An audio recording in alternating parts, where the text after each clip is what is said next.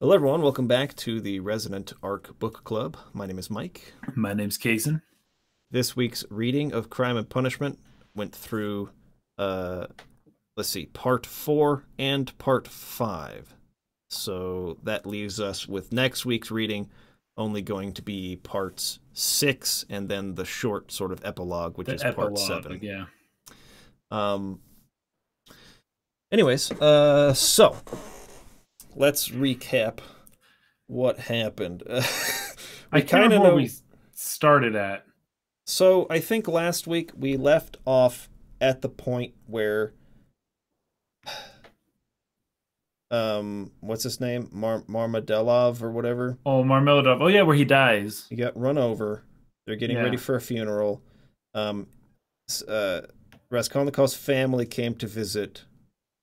And then like Razumihin had like sort of fallen in love with his sister and was kind of like freaking out. And then he yeah, was yeah. like, "Oh, whoops, what did I do last night while I was drunk? I can't believe that." Yeah, I remember that. That's about where we left off last time. So there's a lot of stuff between then and now, which I will Yes. try to recap as best I can. There's kind of just a lot of things. Yeah. Most importantly, Razumihin takes Raskolnikov over to a man's house named Porfiry Petrovich, Petrovich, yeah. who is a lawyer slash like detective, kind of like. I don't really know exactly what he does, but he works at the police department. It Huh, seems yeah. like, because that's anyways later on. Raskolnikov gets called to the, I think, to the police station, and like Porfiry tries to like set up a trap for him there, basically. Yeah, that's crazy. That's one of the most intense parts of the book so far. Um, and then there the Zamatov, the policeman, was also over there at Porfiry Petrovich's place. Yeah. So they go over there because Porfiry seems to be handling the people who are coming to claim the items that were pawned, right? So he's like having people come over and claim, "Oh, that was mine, that was my thing," and they're like Right. giving them back to the people who had pawned. Hmm. So, anyways, he hadn't come in a few days. This is part of what leads Porfiry Petrovich to be suspicious of Raskolnikov, among other things. But Greg says Porfiry Petrovich is a magistrate. A magistrate, huh? Well, what does that mean? Well, it What was just his means that, job? yeah, he helps, well, gosh, what is a Civil magistrate? officer or lay judge who administers the law, especially one who conducts a court that deals with minor offenses and holds preliminary hearings for more serious ones. So he's more of a Hmm. judge than a lawyer. Okay, thank you for that. So anyways, he goes over there and it's pretty clear right away to me that he was very suspicious of Raskolnikov. That Yeah, he was clearly. trying to like play mind games with him, and this is actually something that I think is done really well in the book. This is something that they do in real investigations, like the police do. Is they sort of play with your emotions, and eventually, like the goal is to get you to a place where you believe it's in your best interest to confess. That's Right. like the entire Yeah. goal of police investigations, to get you getting really afraid and emotional and to a point where you're feeling scared, and then they try to give you see, it's really in your best interest. It's really better for you and for everyone if you just confess, and you'll get a lighter sentence. That's kind of like the whole process, is to get you to a place to believe that, so that you'll give a confession, which is Hmm. part of the reason why they always tell you don't talk to the police. Without Like, a lawyer present, yeah, exactly. always talk to your lawyer Yeah. first, right?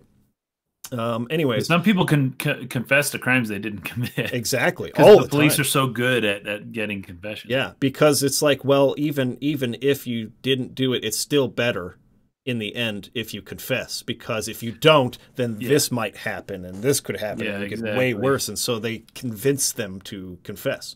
Yeah, I can see like really brilliantly and subtly how uh that was written into Porfiry Petrovich's like way of sort of talking and sort of like working down. What's the word I'm looking for? It's not working down. He's like chipping away at Raskolnikov's like sanity and sort of just like slowly getting him into a compromised emotional state so that he can try and get him to confess. I thought that was actually really brilliantly done over the course of a number of different scenes. Yeah, I thought so too. It's like this guy's worked with a lot of people who have committed murder, and most of them are mentally unstable enough to where they just need to be prodded a little bit and they will freak out, you know? Yeah. So anyways, another big part of what happened in that scene, though, is that Porfiry Petrovich brings up an article that was written by Raskolnikov a few months prior to that he didn't know was published. He had written it to a certain publication, and that publication had ended up going under. At least he thought so, but really it had been like bought up or acquired by another publication that ended up running it, ended up publishing the article, and he was completely unaware that his article had been published. And Porfiry Petrovich uses this to sort of like pin suspicion on Raskolnikov, because the entire like body, the entire premise, the thesis of this article was that men are subdivided into two categories: men who are ordinary and men who are extraordinary, and that laws, morality apply to ordinary men, but that extraordinary men, he continually refers to Napoleon as an example. It is not morally wrong for these people to break the law. The law does not apply to them because these are the people that push us forward and, you know, restructure society and everything else. And so it's not wrong, for instance, for Napoleon to murder if it were to advance his career, so to speak, and get him moving forward to do all those great things for humanity, right? Right. It's more or less the premise of what he wrote. What stuck out to me, though, was that there was, I think, even direct mentions of what would happen to a person, like the illness.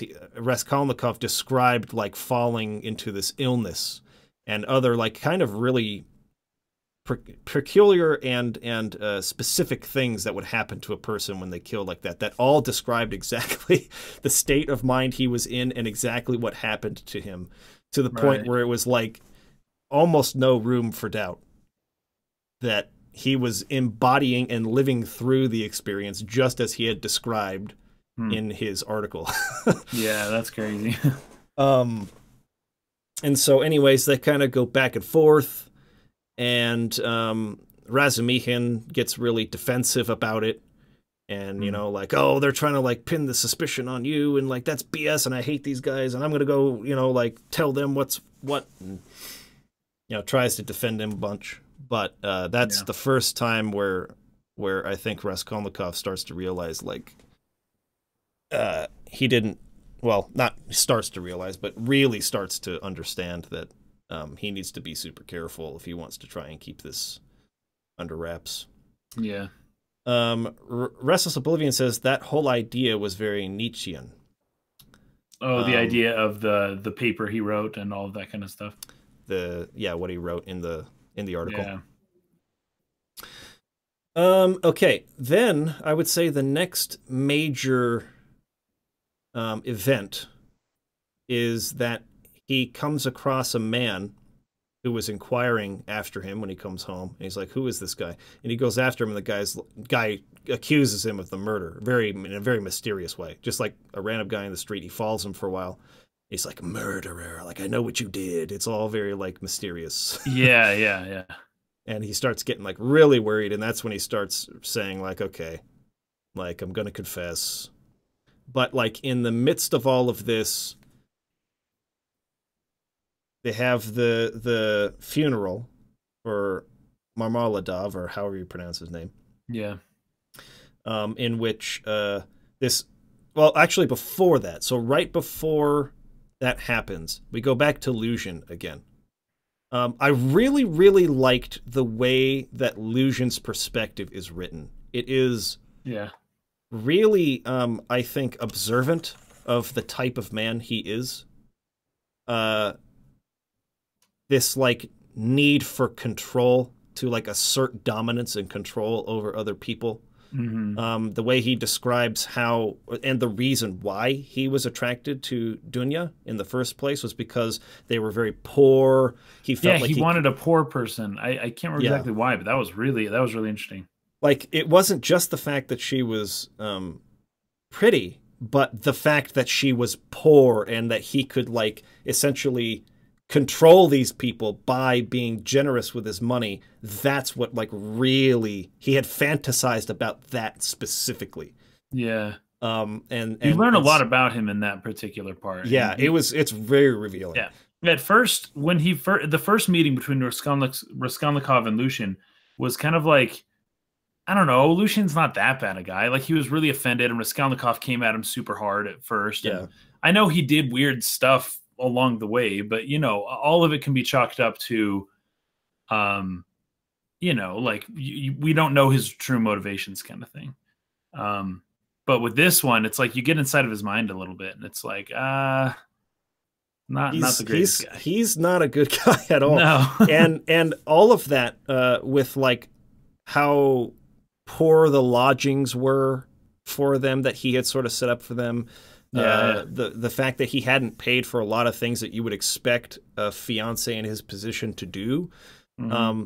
It was all explained by the fact that his entire motivation behind that was to keep them in a position where they really like needed him and they Where they looked need to him. him, and he made a grave error in not assuming how proud and educated they are.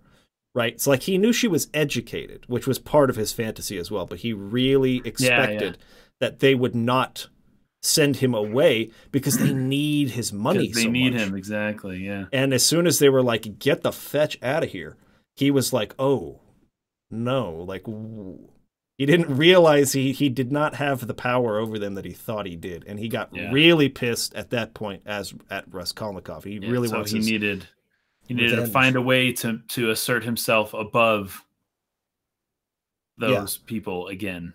And in that conversation where they had this huge argument and he got sent away, Raskolnikov had said specifically that, that Sonia, who is a prostitute, I think that Lucian tried to say something like, how could you have your mother and sister like abide the company of such a person, such a base person? And he's like, Yeah. oh, I've done that already this morning.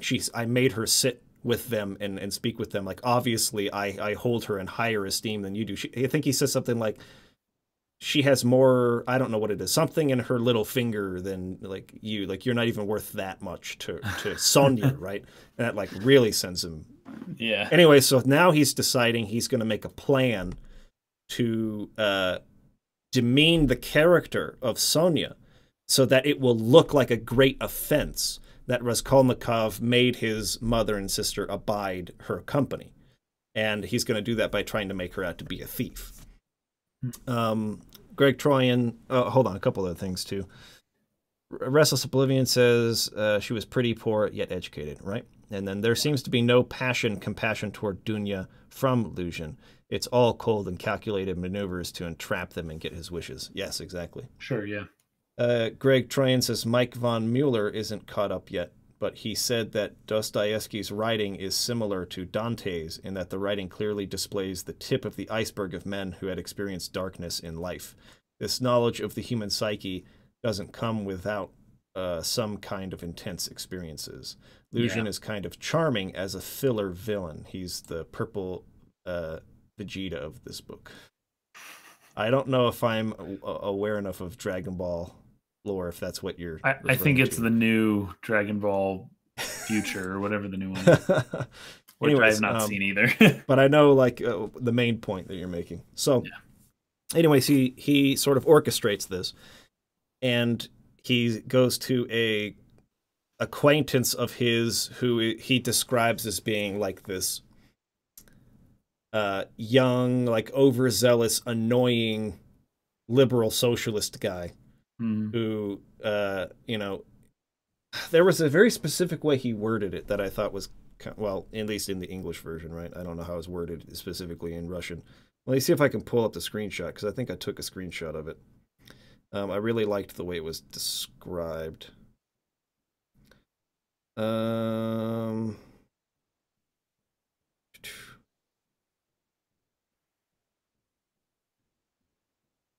Okay.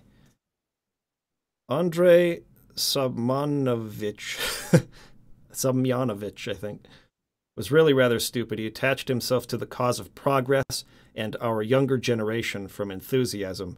He was one of the numerous and varied legion of dullards, of half-animate abortions, conceited, half-educated coxcombs who attach themselves to the idea most in fashion only to vulgarize it, and who caricature every cause they serve, however sincerely.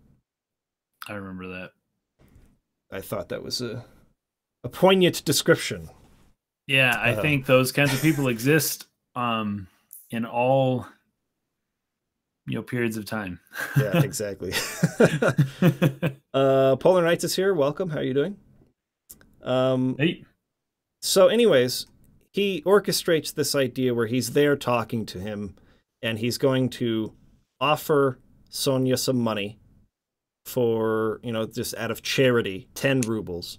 Yeah. But he's going to slip in 100 rubles into her pocket while she's not looking, so that he can then accuse her of stealing and make her character look really devious, so that then he can go back to Dunya and say, see, this was a thief that he made you sit with, and then try to turn the situation around.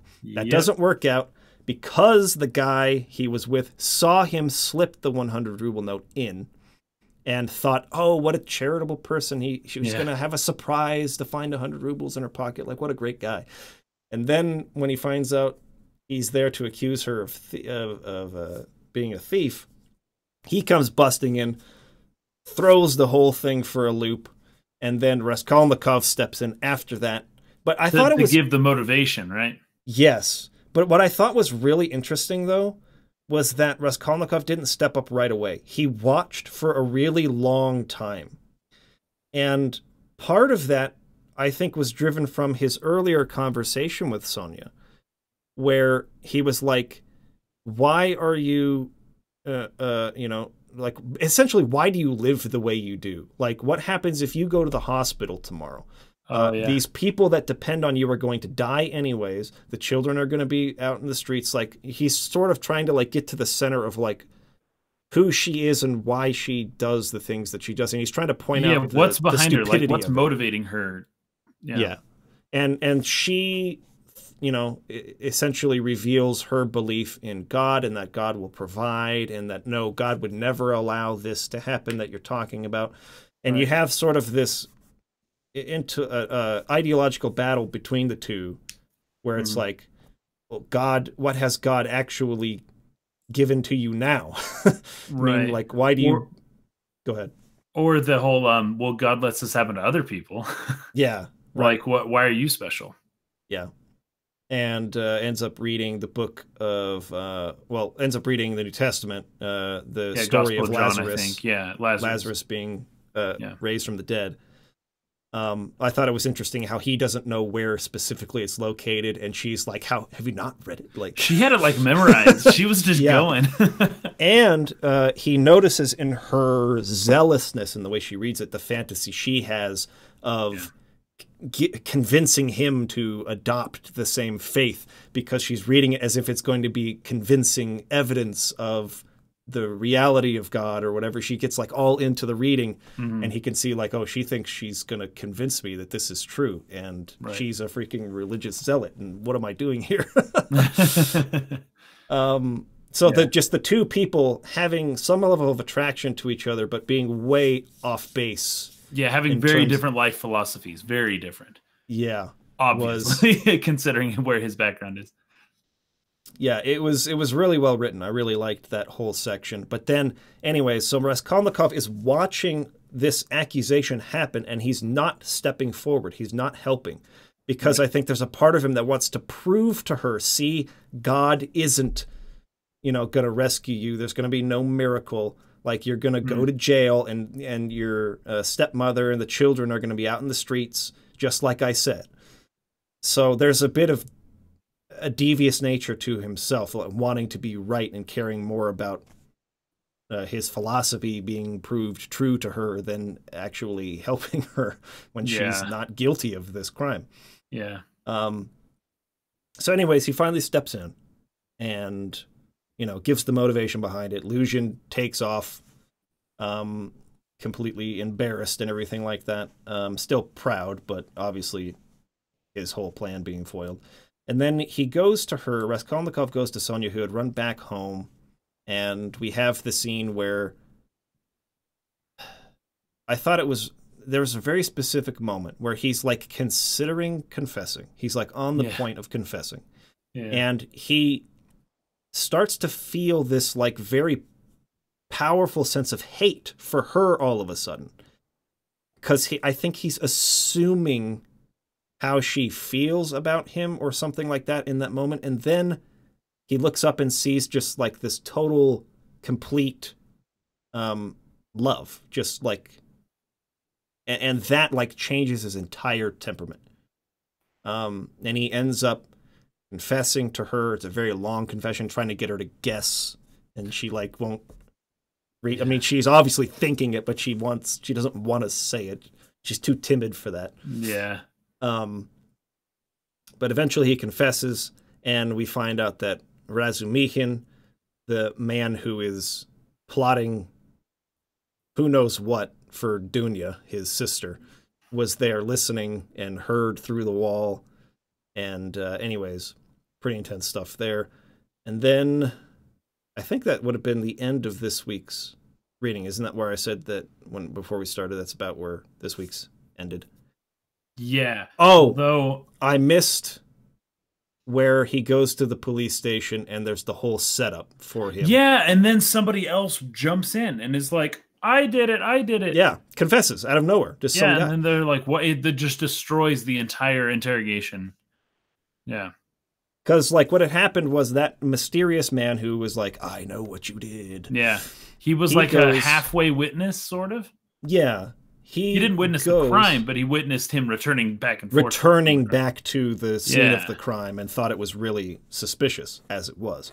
Yeah. But then that guy goes to Porfiry, tells him what's going on. He's like, okay, here's what I'm going to have you do. You're going to wait in that closet right there, right? Because as far as Raskolnikov was concerned, this guy knows what he did.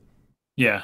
And so, like, the surprise of having that man step out into the room after this investigation would have been a huge, like, emotional loop. And again, Porfiry's entire sort of, like, goal here is an investigator's goal, is to get you to believe, oh, crap, and, like, slip up and let something out, and then get you to believe confessing would be better. So that's his entire aim here. And so his like, ace in the hole was, I'm going to have this man step out. It's going to be a huge shock, and he's going to be like, oh, Porfiry knows for a fact, because this guy, he would assume, this guy must have evidence against me, like hard evidence, or else he wouldn't be so sure that I had murdered, right? But the truth was the guy wasn't a true witness to it. He didn't really know. So anyways, they have this huge, like, argument back and forth, like test of wits kind of back and forth again. He's getting really angry, Raskolnikov is. He's getting emotionally compromised. And then this guy just bursts in and says, he just confesses, I did it. And he's like, wait, what? No, this is not possible. And Porfiry's all freaking Even out. Raskolnikov is like, something in him made him like upset that somebody else was confessing to his crime or something. Like he went with it, but he was like, what? Who is this guy? Yep. And so then he finds out, Raskolnikov finds out that the whole ace up the whole surprise he had waiting was this man, who then eventually apologizes to him and says, I'm sorry. Because he comes over to him later. Yeah, according to him, the real criminal ended up confessing, so it must not have been him, and I was assuming it was you the whole time. And yeah. Anyways, so he realizes, oh, he doesn't have any hard evidence against me. Like, there is no evidence. And so we kind of keep playing this back and forth game where Raskolnikov is on the point of where he's ready to confess and go to prison, and then where he's like, no, I'm going to keep like doing what I want to do. I'm going to keep living. And so he's just like constantly moving between these two things and isn't sure when or how he's going to end up getting caught for real. But something Restless Oblivion says, I wonder if these types of psychological games were the main way detectives solved crimes before modern scientific evidentiary methods. Or is this guy just a Russian weirdo? And Greg Tryon saying, it's still done today, so I imagine it was very common back in pre-DNA evidence days. That's probably true. It made me wonder, like I've always wondered about how you solved crimes back in the day relative to how we do it now. You know, it's just completely without different. forensic evidence. Yeah, it's like you've got, you know, spatter patterns and like all this kind of stuff where you can tell like bullet trajectory patterns and stuff. And, you know, we just have different ways of solving it now. Whereas back in the day, I mean, you'd gather the evidence, but there was no way to know 100% sure unless you were able to get the person to confess, right? Right. I think that it was probably just an exercise of finding who has the greatest motive. Like, locating a suspect who has the most motive to do the thing, and then playing these kinds of mind games with them to get them to confess. Yeah. And I'm sure a lot of people were... I'm sure a lot of innocent people. I mean, and that's true even now with like all the, you know, technology we have now. We still unrightfully accuse and convict people all the time. Yep, all the time. That's why the saying is you have to prove something beyond a reasonable doubt, not beyond a shadow of a doubt. You can never know for certain in a lot of cases. Yeah. And so you just have to put together the best evidence that and the suspect who has, and the it's all people's motive. Witnesses. Yeah, just whatever you can. Yeah. Oh yeah, and witness accounts are some of the flimsiest and I know they're basically not reliable anymore at all. Yeah, but they used to be relied on so heavily, and nowadays they're not as big of a deal. Because our memories are terrible. Yeah, like blood, like just finding blood on somebody doesn't mean anything. Yep. Right? Not today, at least. It's like, go ahead, bloody nose. How do you know whose blood it is? They didn't know that back then. Right. So Restless Oblivion also said something earlier. It says, it seems as though Sonia has been set up to offer the counterpoint to Raskolnikov. While both are suffering and living in moral depravity, both of them, they find different answers to alleviate their suffering. While Raskolnikov turns to a crime of self-interest disguised as a community service, Sonia turns to religion and God. Very, very interesting. So yeah, he's kind of like set up the argument within the book between these two people. Remember how Raskolnikov was, I think, engaged to be married to his landlady's daughter? Oh, did they say that at the very beginning, I think? Who was ugly and sick and like all kinds of stuff. Like he has this like sort of attraction to people who are in bad circumstances, who aren't like very confident or strong people.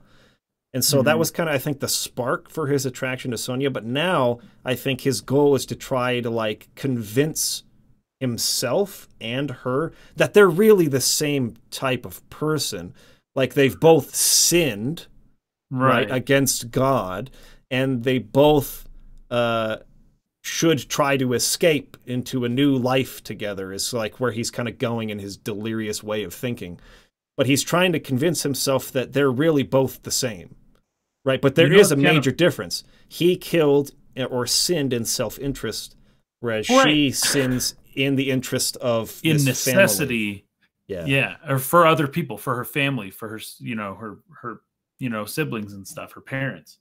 What's kind of funny is when he confesses to her, she's like, "Oh man, you must have really needed that money for your mother, or you must have really needed." Yeah, food. She keeps saying that to him, and he's like, "No, I just kind of thought she does not want to believe that."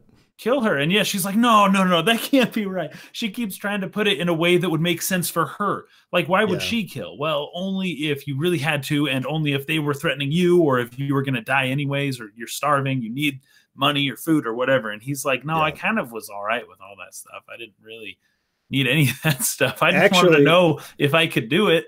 And she was a bad person anyways, kind of thing, you know?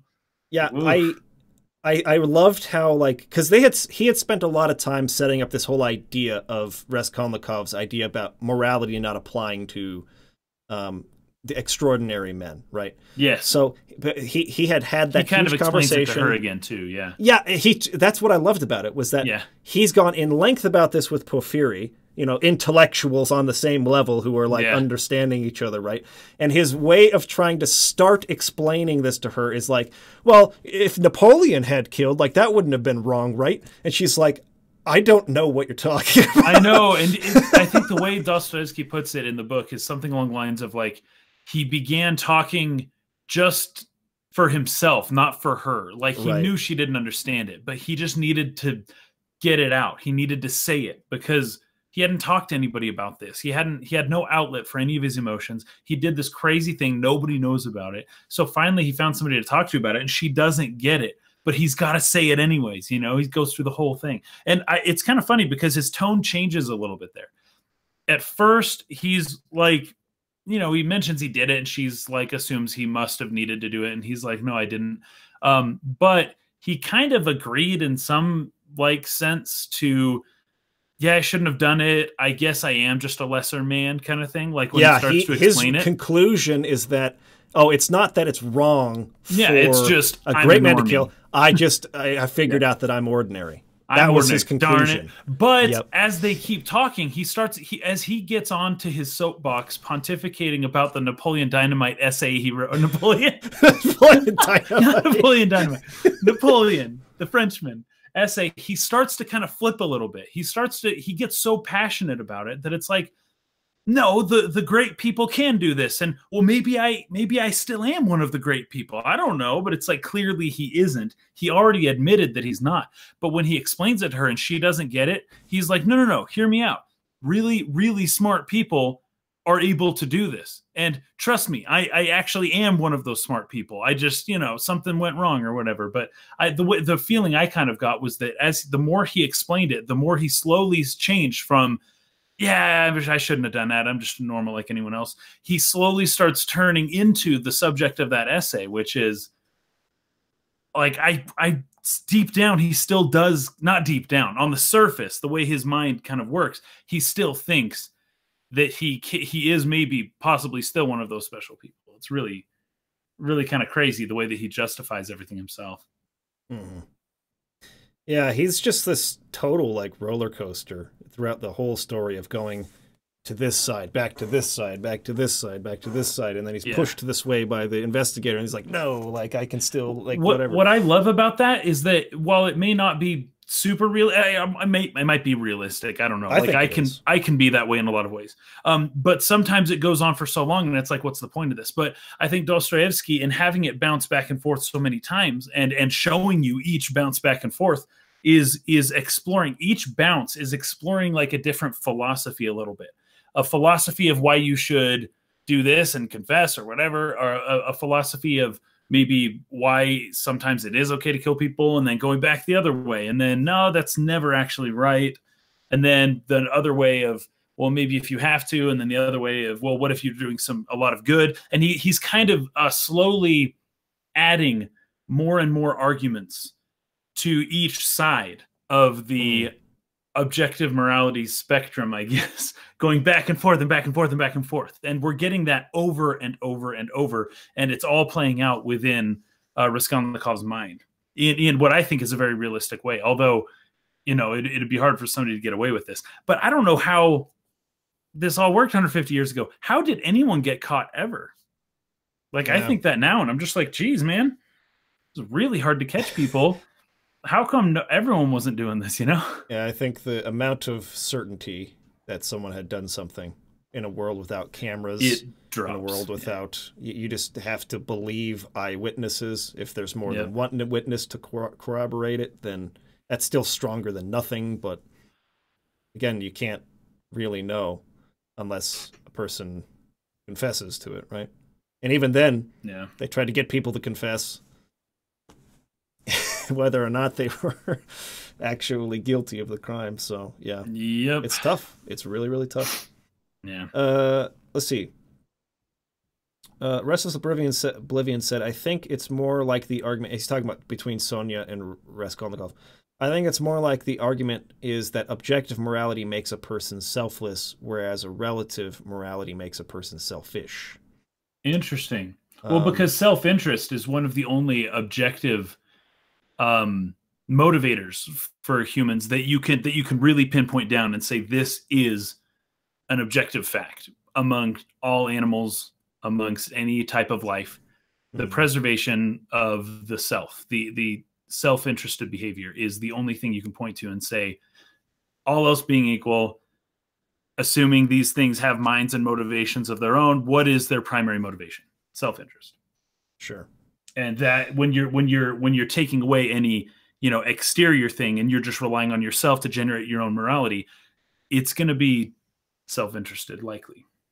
So here's the thing I kind of wanted to put out there, though, and this maybe we'll have the grand finale as like the actual deeper discussion on objective versus subjective, or Sure. what is relative morality. Yeah, there's still some more to play out. So, but I really do question the idea that even selfless acts, even acts done what appears to be at the expense of the self to help another, is not also intrinsically self-interested. So I have something to say about that. Actually, it's kind of funny. So when I was in high school, I took an economics class, and in the economics class, a lot of this ties in very deeply with like anthropology and psychology and stuff. Economics, the way economies function, is very much there's like a psychological aspect to the whole thing. So as we were talking about it, we talked about self-interest. Self-interest is what funds a capitalist economy, just 100%. Sure.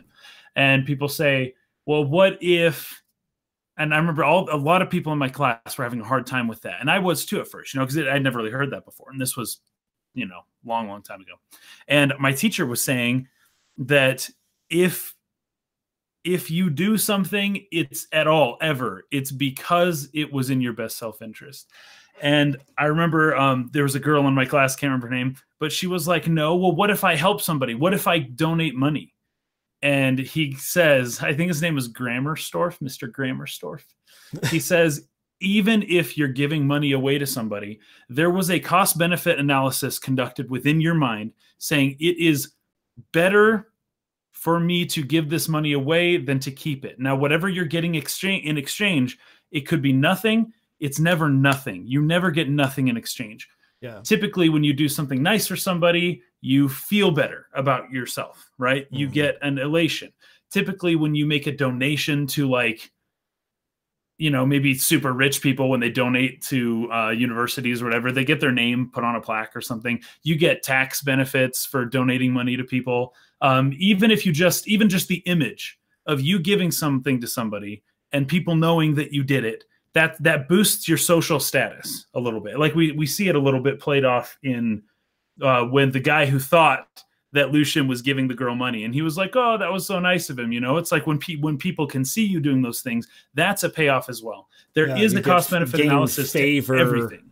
Gain favor from the people that gain you help, favor or from the society or whatever. Yeah. Even people who give their money away anonymously and in private and a ton of money and whatever, they're still doing it out of a sense of satisfaction that they get from doing it. There is still an element of self-interest tied within that. And I remember that just blew my mind when I was a kid. I was like, what the fetch? That's insane. But it's kind of how people work. So anyways, this is probably going to come up in the deeper conversation. But if we're going to try and I guess identify, I mean, obviously this is a philosophical argument that's been going on since friggin' the beginning of philosophical arguments about whether or not there is such a thing as objective morality, right? Or whether or not whether or not it's relative, because I'm kind of losing my train of thought. But what I'm trying to say is that I think if we're putting Sonia on the side in this particular thought experiment that this book brings up, that Sonia believing in objective morality, believing in God, whatnot, makes her selfless, right? Makes society better because they believe in this objective morality. Sure. And people who believe in relative morality are going to inevitably end up becoming more selfish people. I think that it's important to at There's an least element there. entertain the idea. Again, I don't think anyone's taking position. I think, speaking directly to something Greg Troyan sort of saying in the chat here, I don't think Kaysen's taking a side as much as describing what was talked about in that class he took. Exactly. Right? Everything is a transaction one way or another. Yeah. But this is something that we will need to consider when we have that later, longer discussion, I think, because I think some people will jump on the side of saying, like, oh, see, like, objective morality makes people selfless. Society is better when they believe in this. And if you believe in relative morality, the society is going to fall. I think I see what you're saying. Yeah. Yeah. Yeah. It's like the objective morality directs self-interest. It doesn't get rid of it, though. The self-interest is still there. It's just on a different level. Instead of an individual level, the self-interest is now on a social, or a what's the word? A collective level. Sure. But in addition to that, right, like, obviously Raskolnikov's particular moral compass, his moral ideology here, that there are extraordinary people who it's not morally wrong for them to murder and kill, but for ordinary people it is. The law should only apply to the ordinary people. Yeah. Right? I mean, even he, when his discussion with Porphyry, brings up the fact that, well, then how do you know for sure, like, who's extraordinary and who's ordinary? Like, you have a whole problem of people being able to claim they're the extraordinary person, so the law shouldn't apply to them, right? And anyways, but yeah, obviously, whether there is or isn't any true objective morality that governs the universe or whatever, there is still obviously some moral standard that should apply to a society, the laws that we have in place that treats everybody as if they are the same. Sure. And whether or not it's objectively wrong, whether or not murder is objectively wrong, it's not going to apply only to some people, but not to another. I would say it's going to be not wrong for everyone, or it is not right for everyone, whether it's objective or relative. But we have to have a system in place, a system of laws in place that put everyone at the same level. It's the only way it can be fair, and it's the only way that you can actually govern and like have a society that works, is if everyone has the same rules, accepts this morality standard. And to me, it's all about the best system possible to allow people to have the greatest opportunity at life and health and love and all the good things in life. And so obviously murder, the ability to just take someone's life on a whim, is one of the things that would affect any person's right to life and happiness. So we have to say that whatever society, community we live in has to say, no, this is not allowed. And if you do this, there will be a punishment for that thing, right? Sure. The benefit you also of everyone. To the laws that create the greatest benefit to the community, I guess. Sure. And of course, humans developed those over a very long period of time, where finally it was arrived at. This is kind of like the solution, right? That was arrived at, some time ago, but really, really developed, I think, in the West. What's kind of funny, though, is that there are, whether the exceptions may not necessarily be the people, but there are exceptions, and every government kind of accepts this. If you look at the death penalty, you look at abortion, you look at war, right? You look at, obviously every government looks at things a little bit differently and says, well, we're going to have to let a few things slide. So let's redefine the word murder to change from killing somebody to planning it out, plus like your mental faculties are all there, plus like you anyways, I can't remember exactly. There's a lot of nuance to there's a lot to first degree murder than just killing somebody. There's a lot more to that charge in terms of the social aspect of it. And society does kind of look and say, hey, if you're in the military, it's okay to kill people. If you're over here, it's okay to kill people. If you're in self-defense, it's okay to kill people. It's just don't kill somebody who isn't possibly thinking about killing you also, or something like that. You know, it's of course, even well, I know the abortion debate, just there's a whole slew of reasons why that's the way it is. But even with something like the death penalty, where it's like somebody's in prison, they're not likely to kill anybody ever again for the rest of their life, but still, let's kill them. You know, it's like, okay, society always has to kind of do this a little bit. And I think there is always that debate going on about, like, where are the lines? Like, as much as it's obvious to say, well, yeah, don't kill people, sure, but that's not so obvious to everyone else in the rest of the world, especially places in like developing countries. Greg and most of human history. Sure. Greg brings up the term I was looking for in my explanation that I couldn't remember, the social contract, right? Yes, yes. Our laws are social contracts that serve for the purpose of helping everyone have the best opportunity for a long, happy life. And then Restless Oblivion poses the question, does social contract equal morality? And I'd say not in an objective way. Right. It is subjective. But you have to insert subjective morality into a social contract. You have to do it for humans to live together, because what's objectively moral isn't necessarily the same from person to person.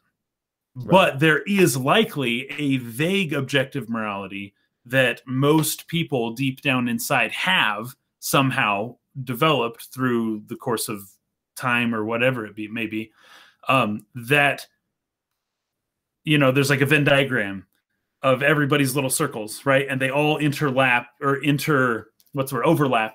at the same part. And that's where the social contract is. And that's where objective morality can be found. But it's very difficult to actually define that. And that's why I think one of the big problems that Dostoevsky's bringing up here. You see, I think the hardest thing about this, though, is that, like, the only way to know whether or not there are things that humans innately feel are wrong is to allow someone to be raised outside of any sort of, like, society, any social, and hope that they'll be put into a situation in which they will do something that is deemed immoral. And it's just like, how can you set up an experiment like that? How can you can't? This is one of the issues with objective morality, is that it is not possible necessarily. It's not ethical, I guess, to prove whether or not it exists. And even an experiment like that, you'd have to have control group after control group. We're talking thousands of people who would need to be involved without any societal influence as to what is right or wrong. They just form their own ideas about that. They would also form their own lots of other things, including like language and like how it'd be very difficult to determine like how, and also proper socialization of kids, you know, by a certain age, kids are supposed to be able to play with each other pretty well and know how to share and know how to, you know, interact with each other a little bit, and don't hit and don't do things that you don't want done to yourself. And without being raised in an environment like that, which is the precursor to morality, I think, in a lot of ways, without being able to play with other kids growing up, I think it's very likely that there would be no sense of what you should or shouldn't do in terms of a social situation, even if somebody was raised in isolation. But I think that there is almost in like a spiritual sense, like there is I always talk about abstractions. I bring this up all the time, but I have to, because I think it's really important. I think it's to some degree what stories like this are getting at.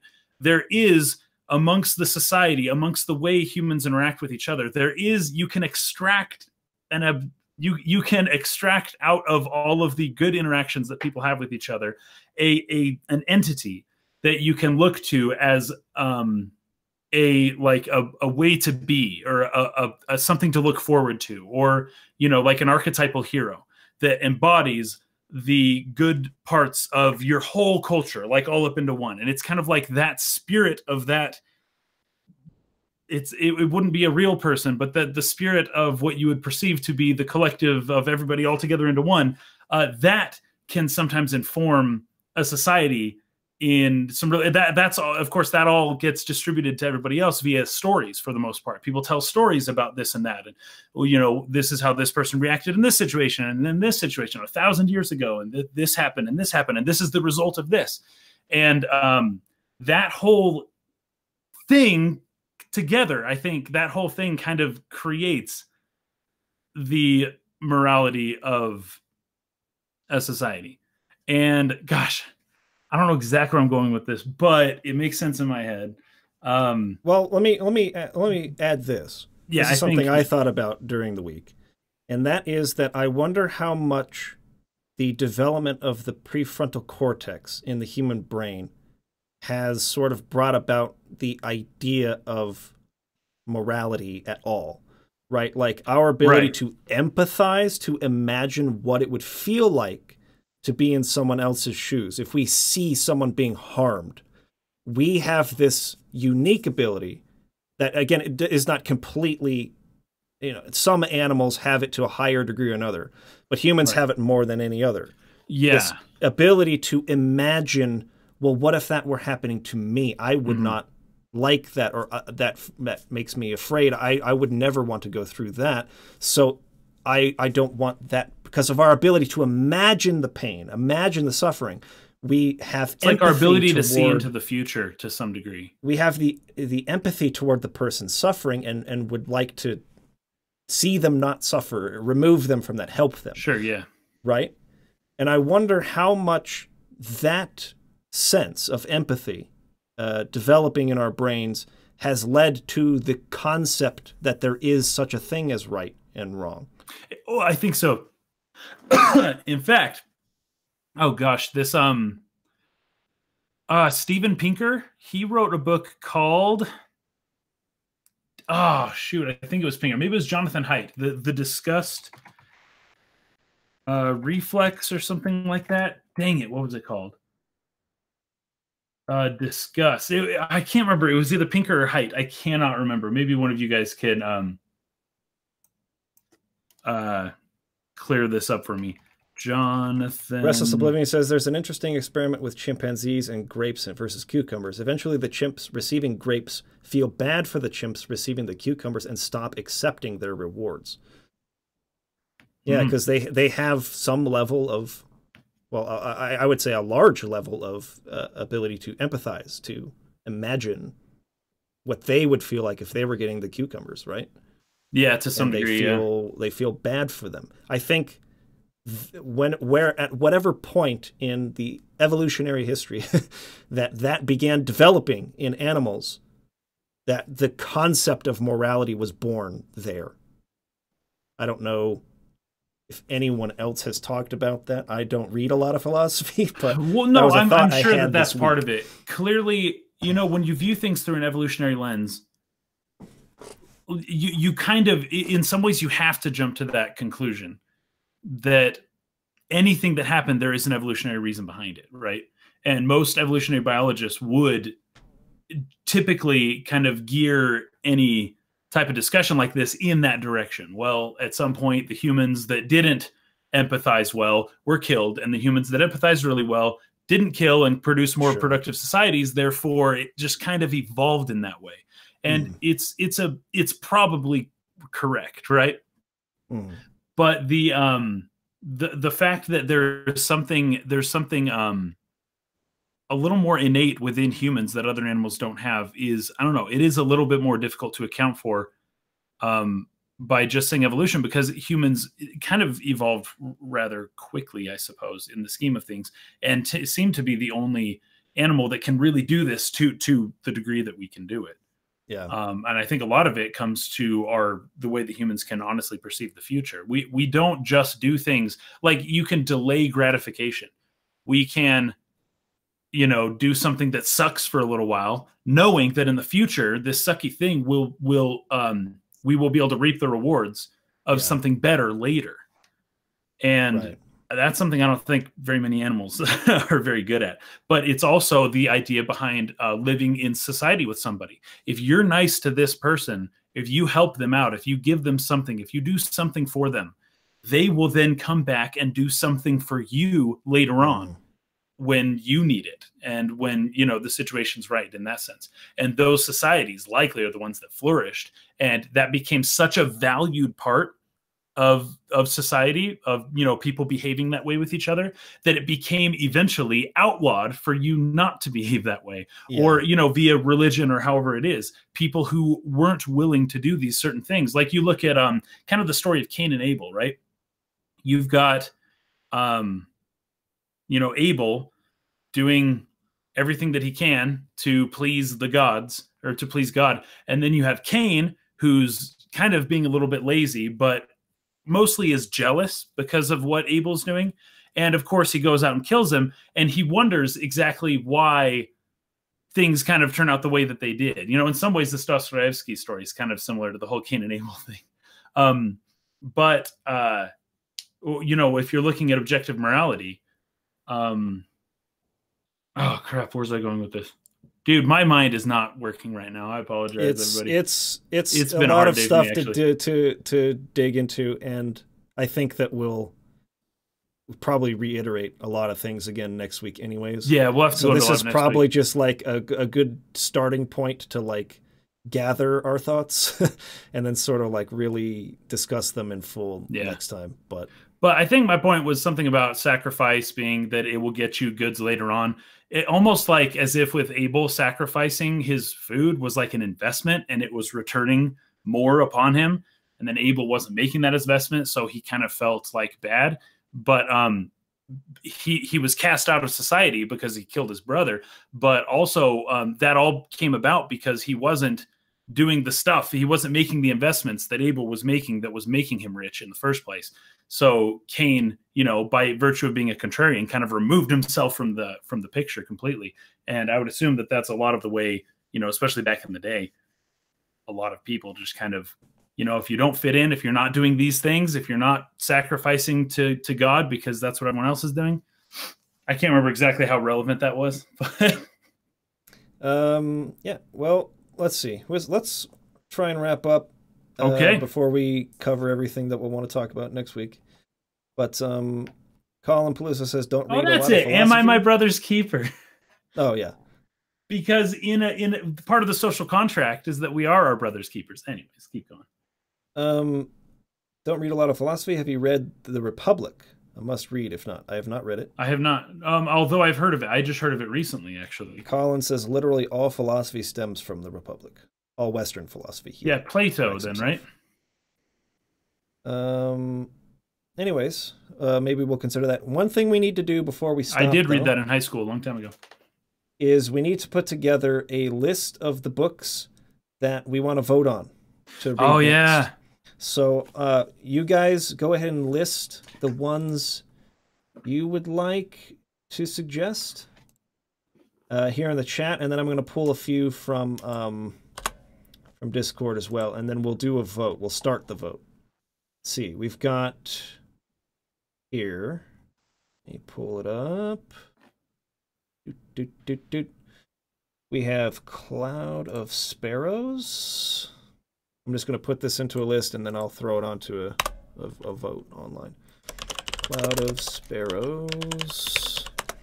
We have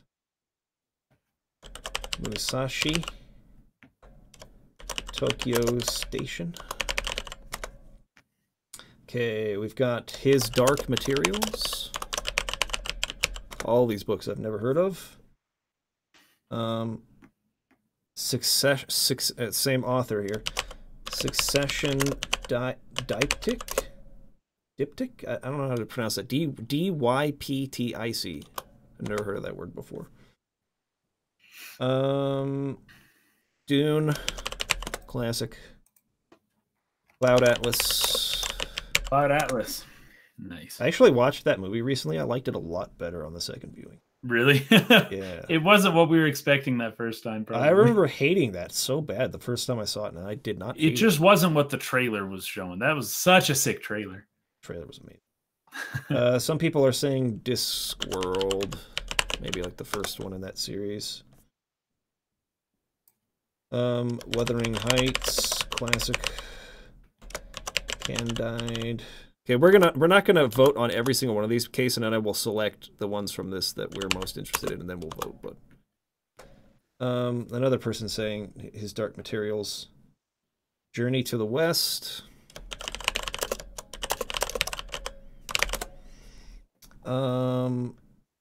Metro Exodus. That's a video game tie-in there. Metro, the video game's based on that. Hound of Baskerville. Oh, Sherlock Holmes. Nice. Clockwork Orange. Of course. Hunchback of Notre Dame.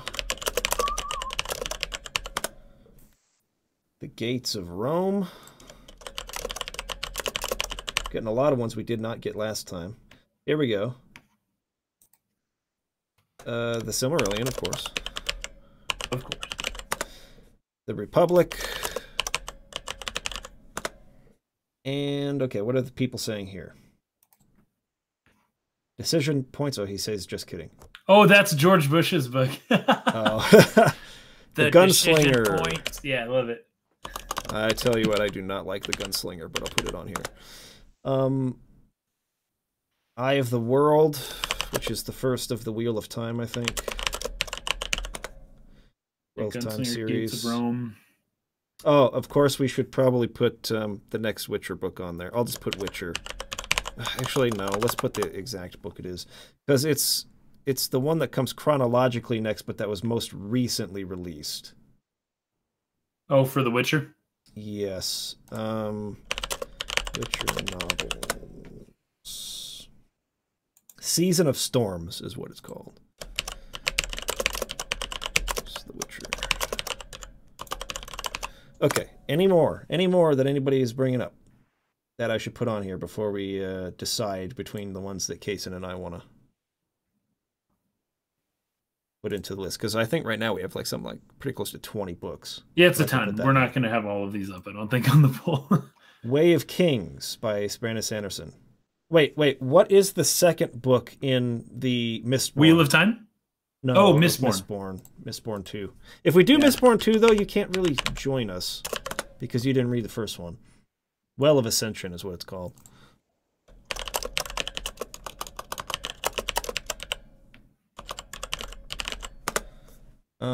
And then... So that other Sanderson book is... Sword of Destiny would come after Season of Storms. That's the next Witcher, chronologically. Way of Kings is Stormlight Archive 1. Okay, I'll put that in there. Way of Kings. Okay, that's enough. All right, Kaysen, here's our list. Yeah. Take a mental note of the ones that you are more... Well, I guess you can't tell. You'd have to going totally on just like how cool the title sounds, but... Yeah. Cloud of Sparrows. I think the first several here, or the first three, are from Japanese authors, so that could be cool. Cloud of Sparrows, Musashi, and Tokyo Station. I would love to read all three of those. His Dark Materials was suggested by literally like almost everyone on Discord, so I think that's one we should probably put in. I'll put a throw that on there for sure. Yeah. Succession, Diaptic or Diptych or Diptych. I have no idea. Dune. Now I've read Dune. I'm not the biggest fan of Dune, but that doesn't mean it wouldn't be good for discussion. Have you read Dune? I've never read Dune before. You have any interest in reading Dune? Like kind of. I do have interest in reading it. I don't know. I don't know how much interest. Cloud Atlas. Yeah. Discworld, which would be the first in that series. Wuthering Heights. Candide, I think, or Candide, I don't know. Journey to the West. Metro Exodus. A Hound of Baskerville. I have read Hound of Baskerville before.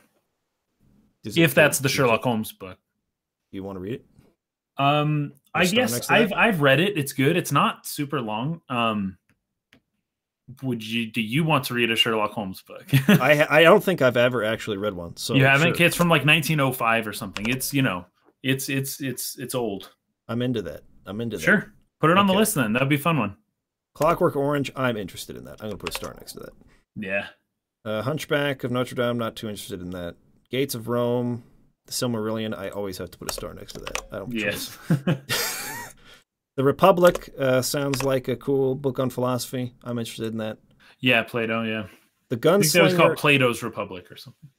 the gunslinger is a oh gosh, Stephen King Oh, novel. really? Starts like a big series where it's like the hub world for all of his stories, like essentially like the universe of Stephen King kind of a thing. Like all the characters, all the worlds kind of like are encapsulated in it. So, okay, I got you. Huh. First of the Dark Tower series, yes, Russell Oblivion is saying. Eye of the World, which I think is the Wheel of Time. I don't like the Wheel of Time very much. Seas and Storms, The Witcher, I'm going to put that on there. Well of Sure, Ascension, yeah. I'm going to put that on there. Put that on there for sure. Okay, so we have right now 1, 2, 3, 4, 5, 6, 7. I think we could pick 3 more. So, Cloud of Sparrows, Musashi, Tokyo Station. Just call one out if it sounds like it's cool. Succession, Dioptic, Dune, Cloud Atlas, Discworld, Wuthering Heights, Candide, Journey to the West, Metro Exodus, Gates of Rome, Hunchback of Notre Dame, Dom, The Gunslinger, Eye of the World, and Way of Kings. Jeez, I don't know. I'm sorry. I'm putting Cloud of Sparrows on there. Yes, please. The Japanese ones sound very interesting to me. I'm putting Cloud Atlas on there. They mentioned His Dark Materials. Oh, yes, that's in there. I have it. So I the have Golden it Compass. I haven't read that book, but I have heard of it. They made a movie of it about 10 years ago with Daniel Craig. And then I think I'm also going to put Journey to the West or Gates of Rome. Gates of Rome. Gates of Rome or Journey to the West? Which sounds from the title cooler to you? Both. I don't know. I'm gonna put Gates of Rome. Okay. Okay. I'm gonna put the poll together now. Straw poll. Cool. Okay. Number 1. Journey to the West is Chinese, is what people are saying. Should we read next? Journey to the West is Chinese. Oh, nice. Yeah. But then Gates of the Rome is one of the best novels Swan Knight has ever read. So. I think there's a lot of good things we're picking from. I don't think anything would be bad to. Yeah. That's what it seems. His Dark Materials, number 2. Cloud Atlas, number 3. I'm interested in that since I liked the movie better the second time watching it. Hound of Baskerville. Clockwork Orange. Orange. There we go. Spell that correctly. The Gates of Bell. The Silmarillion.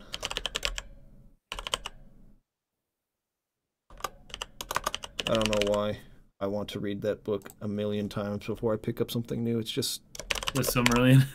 it's just it's like just a good response I have. Yeah. The Republic, Season of Storms, Witcher, parentheses.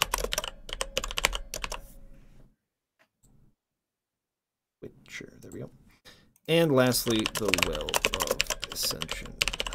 Okay, that's 1, 2, 3, 4, 5, 6, 7, 8.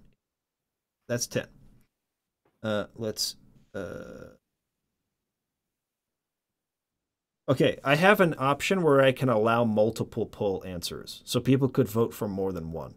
Does that sound cool to you? So like you would be able to vote on the one you really wanted, but you could also have a backup if you see cool. like things are trending that way. Yes, that's my second choice, and I would really like to see that one win, kind of a thing. I like that. I like that. 2 options. So we will allow multiple poll answers. Okay, create poll. All right, people, I'm going to post this in the chat right now, and then I'm going to post it on Discord right afterwards. There it is. Go and vote. And I'm going to put it into book club right now. Okay. Here is the poll for the next book. Vote. You can vote for more than one. Okay. All right, everybody. Next week, obviously, is the last week for Crime and Punishment, so finish the book. No matter where you're at, Got to finish the thing. Yep, and we read through the end of the epilogue. Read the whole thing. Read everything. And we will resume our discussion next week. Thank you for watching. Peace out. See ya.